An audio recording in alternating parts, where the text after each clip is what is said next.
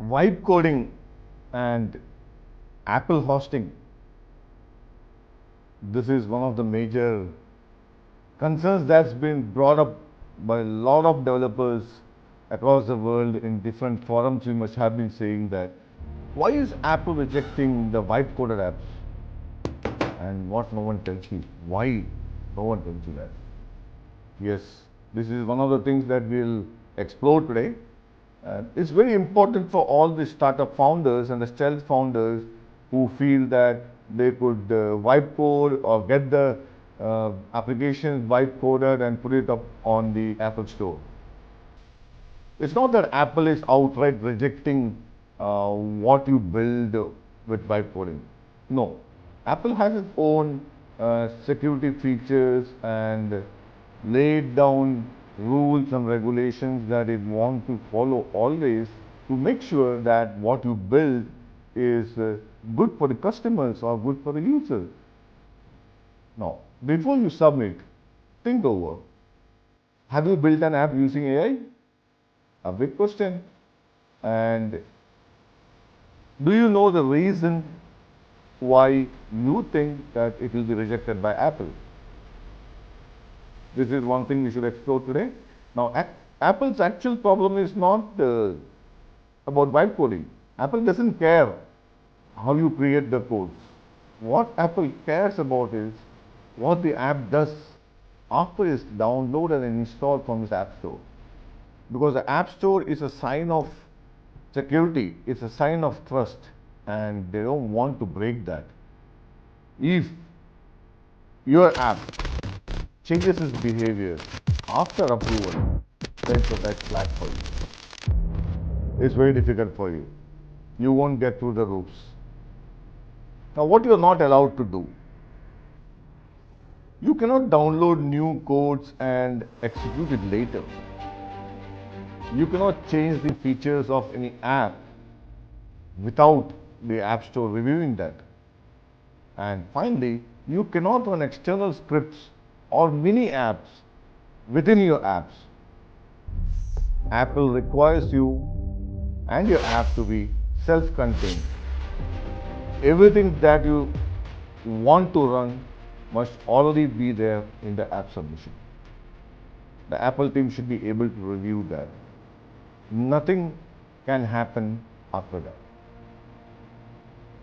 See, why Apple is so strict about this?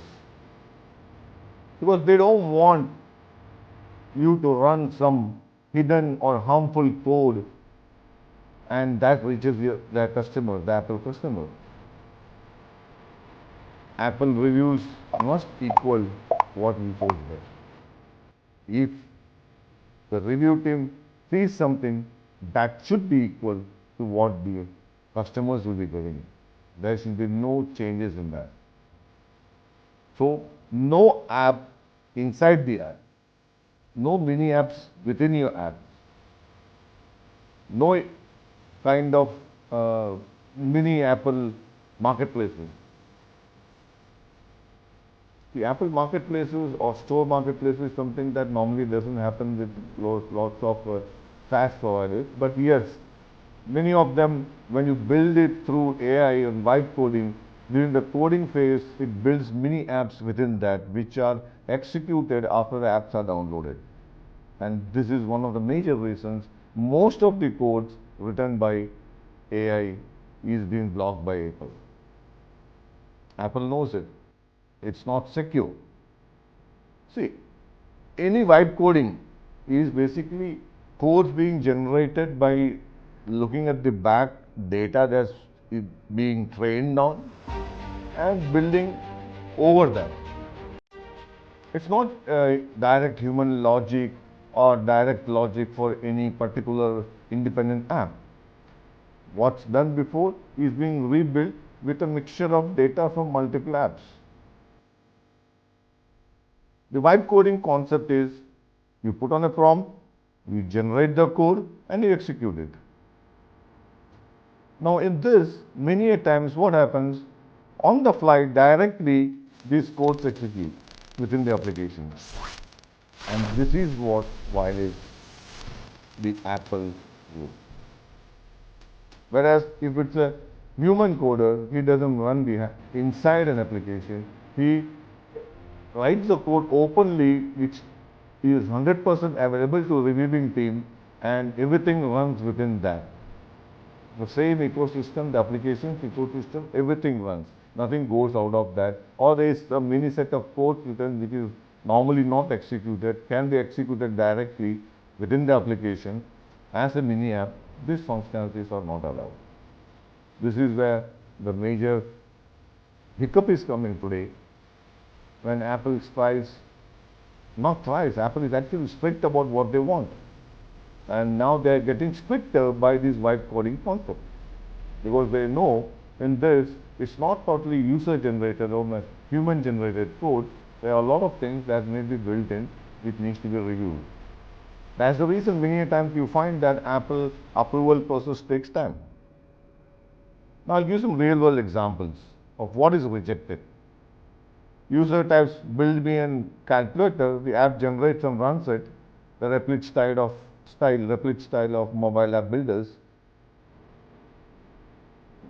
In this, some of the executable UIs are run within runtime. It's not allowed.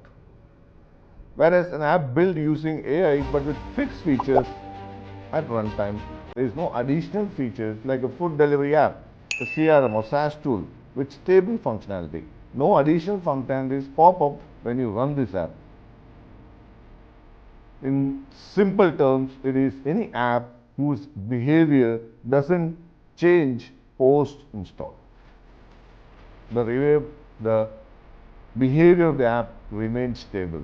It's like what the reviewing team in Apple sees is what the user sees and what runs on the user's device. There should be no change. In dynamic contents are always allowed. No, we are not against, the Apple is not against the dynamic content. News articles loading from a server or UI content updates, the text, the images, the data, remote configuration of display value, those things are allowed. They are fine with that. But what is not allowed is the app logic changing dynamically, enabling or disabling features after review by the app team and approval. Running the codes that was not then the original binary codes. These are the things that go. It's very simple.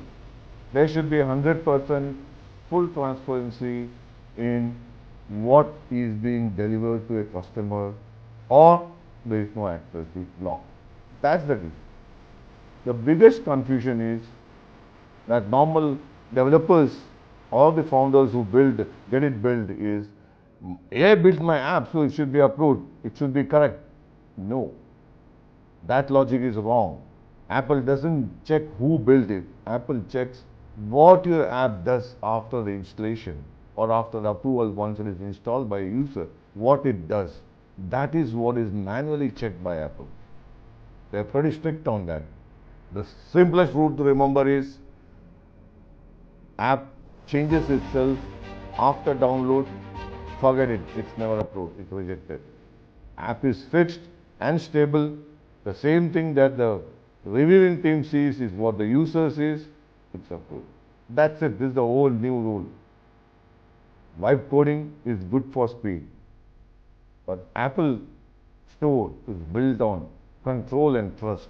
You know, we don't even use antiviruses on Apple devices. It's because the applications that run through the reviewing team is pretty secure. They take care of the security. And you are not allowed to install additional applications from outside on your mobile devices. So, mix both with structure and you will get blocked. Get the structure right before you build.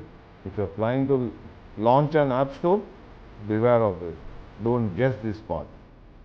Fixing a rejected app is in fact pretty expensive because bug fixing on an vibe coded app is a long thing. It takes a lot of effort, time, it's slow and also demoralizing. So go for the right way of building it, build with developers, get it done for you the right first time. Believe on the developers and use their expertise and capabilities while developing an application which you want to run on Apple Store. And that's where success comes with you. Live coding is not always 100% right. You might find you can search these keywords and you will find a lot of resources on the net with a lot of developer communities, very prominent communities talking about this. Any more clarifications or support you need in building your apps manually? Get in touch with us and we can support you. Do forward this video and share it to your friends and founders who are thinking of building with Byte. Thank you and have a nice day.